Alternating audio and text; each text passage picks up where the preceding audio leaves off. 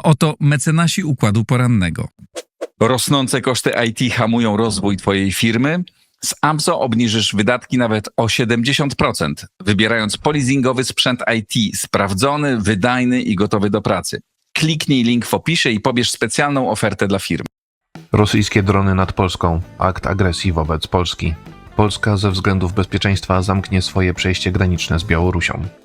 Izrael przeprowadził atak na liderów Hamasu dyskutujących w Katarze o zawieszeniu broni w strefie Gazy. Stany Zjednoczone wypowiedziały porozumienie o przeciwdziałaniu dezinformacji ze strony Chin i Rosji. Dotychczasowy minister obrony Sébastien Lecornu został mianowany nowym premierem Francji. Rząd Nepalu ogłosił rezygnację i uciekł ze stolicy kraju w trakcie protestów społecznych. Środa, 10 września to jest Układ Poranny. Michał Ziomek, zapraszam.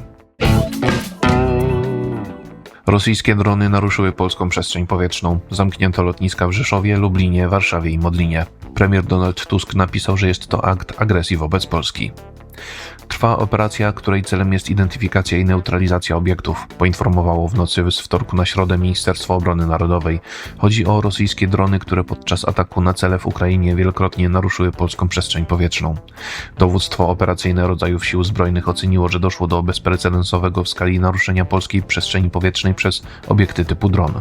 Jest to akt agresji, który stworzył realne zagrożenie dla bezpieczeństwa naszych obywateli. Na rozkaz dowódcy operacyjnego rodzajów sił zbrojnych natychmiast uruchomiono procedury obronne, głosi komunikat wydany o godzinie 5:29.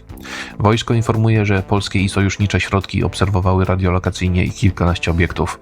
Wobec tych mogących stanowić zagrożenie dowódca operacyjny rodzajów sił zbrojnych podjął decyzję o ich neutralizacji. Część dronów, które wtargnęły w naszą przestrzeń powietrzną, została zestrzelona. Trwają poszukiwania i lokalizacja miejsc możliwych upadków tych obiektów, czytamy w komunikacie. O sytuacji na bieżąco informowane są najważniejsze osoby w państwie. Prezydent Karol Nawrocki oraz premier Donald Tusk pozostają w stałym kontakcie z dowództwem armii. Jest to akt agresji, który stworzył realne zagrożenie dla bezpieczeństwa naszych obywateli, podkreślił premier. W związku z wprowadzoną operacją neutralizacji dronów podjęto decyzję o czasowym zamknięciu lotnisk w Rzeszowie, Lublinie, Warszawie i Modlinie. Ruch lotniczy został wstrzymany do odwołania. Dowództwo operacyjne zaznacza, że działania obronne mają charakter zdecydowany i skoordynowany. Wojsko apeluje do mieszkańców o zgłaszanie wszelkich zauważonych szczątków, które mogą pochodzić z zestrzelonych obiektów. Premier Tusk poinformował o sytuacji sekretarza generalnego NATO. Polska ze względów bezpieczeństwa zamknie swoje przejście graniczne z Białorusią. Premier Donald Tusk zdecydował się na taki krok w związku z planowanymi białorusko-rosyjskimi manewrami wojskowymi.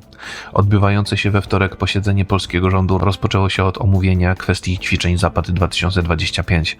Szef rządu poinformował, że w związku z tym wydarzeniem granica polsko-białoruska zostanie zamknięta w nocy z czwartku na piątek.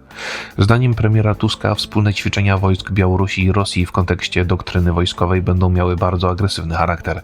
Wstrzymanie funkcjonowania przejść granicznych ma być tym samym uzasadnione względami bezpieczeństwa polskiego państwa. Manewry odbędą się na terenie Białorusi w dniach od 12 do 16 września. Jedna z planowanych w ich trakcie symulacji obejmie przejęcie kontroli nad tzw. przesmykiem suwalskim. Jego zajęcie w praktyce byłoby równoznaczne z odcięciem państw bałtyckich od pomocy ze strony pozostałych członków Sojuszu Północnoatlantyckiego. Decyzja ma również związek z coraz większą liczbą prowokacji ze strony Białorusi i Rosji. W ubiegłym tygodniu białoruskie władze ogłosiły zatrzymanie polskiego zakonnika, który według nich miał prowadzić działalność szpiegowską związaną właśnie z ćwiczeniami Zapad 2025. Białoruś w odpowiedzi na decyzję Polski wezwała polskiego charge d'affaires Krzysztofa Ożannę do swojego Ministerstwa Spraw Zagranicznych. Mińsk uważa, że Warszawa nielegalnie zamyka polsko-białoruską granicę, utrudniając ruch pomiędzy Białorusią oraz krajami Unii Europejskiej. Izrael przeprowadził atak na przywódców Hamasu dyskutujących w Katarze o zawieszeniu broni w strefie Gazy. Palestyńskie ugrupowanie twierdzi, że jego liderzy przeżyli izraelską operację. We wtorek w godzinach popołudniowych w katarskiej stolicy doszło do kilku dużych eksplozji. Izrael niedługo potem przekazał informację o ataku wymierzonym w biuro Hamasu znajdujące się w Dosze i wziął za niego pełną odpowiedzialność. Jego celem mieli być liderzy islamskiego ruchu oporu. Omawiali oni właśnie przedstawioną przez Stany Zjednoczone nową propozycję zawarcia porozumienia o zawieszeniu broni w strefie Gazy. Katarska telewizja Al Jazeera, powołując się na swoje źródła w Hamasie, poinformowała, że jego przywódcy mieli przetrwać bombardowanie ze strony izraelskiego lotnictwa. Zginęło w nim z kolei 6 innych osób, w tym oficer katarskiej służby bezpieczeństwa.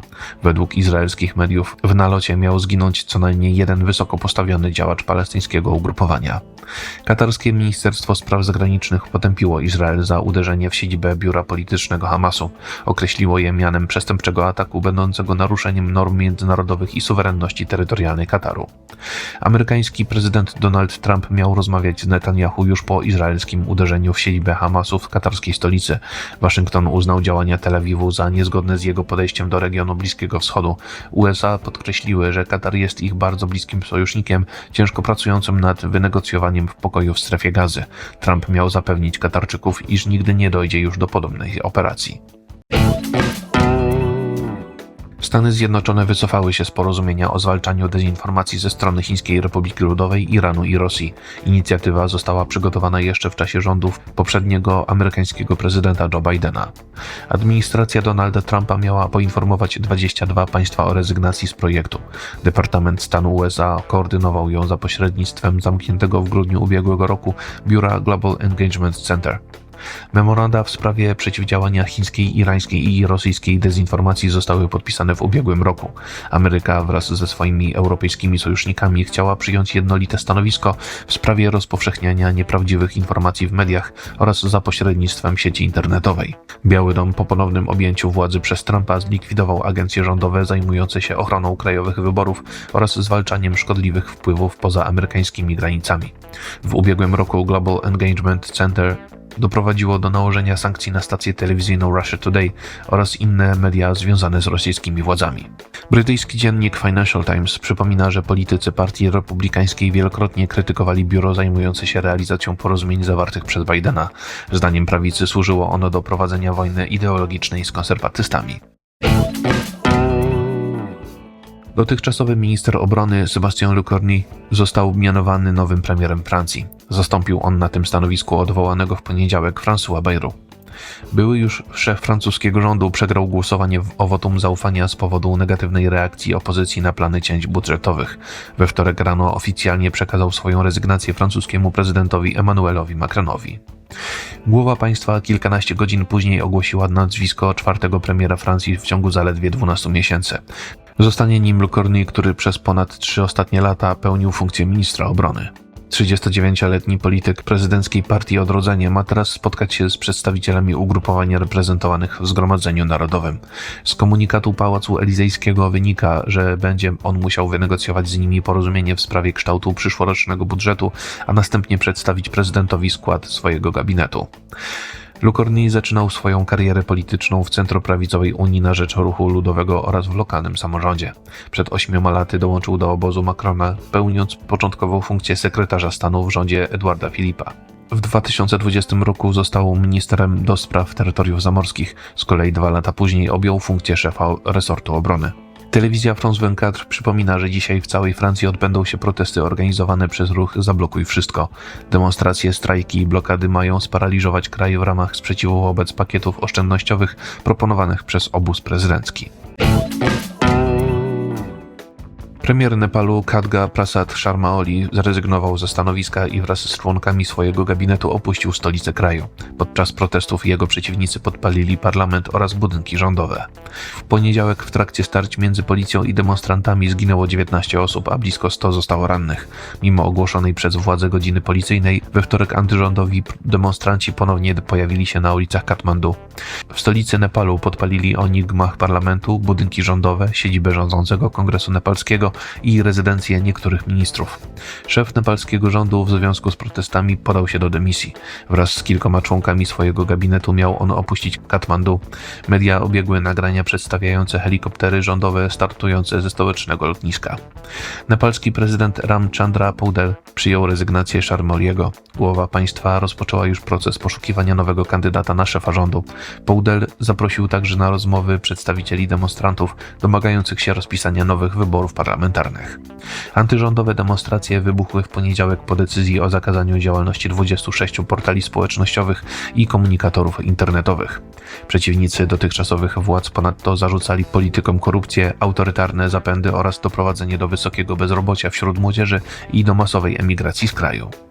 Informacje przygotował Maurycy Mietelski, nadzór redakcyjny Igor Jankę. Jeżeli podoba się Państwu nasza praca, serdecznie zachęcam do wsparcia Układu Otwartego w serwisie patronite.pl. To wszystko na dzisiaj. Bardzo Państwu dziękuję za uwagę i do usłyszenia w kolejnym Układzie Porannym. A oto mecenasi Układu Porannego. Rosnące koszty IT hamują rozwój twojej firmy? Z AMZO obniżysz wydatki nawet o 70%, wybierając polizingowy sprzęt IT sprawdzony, wydajny i gotowy do pracy. Kliknij link w opisie i pobierz specjalną ofertę dla firm.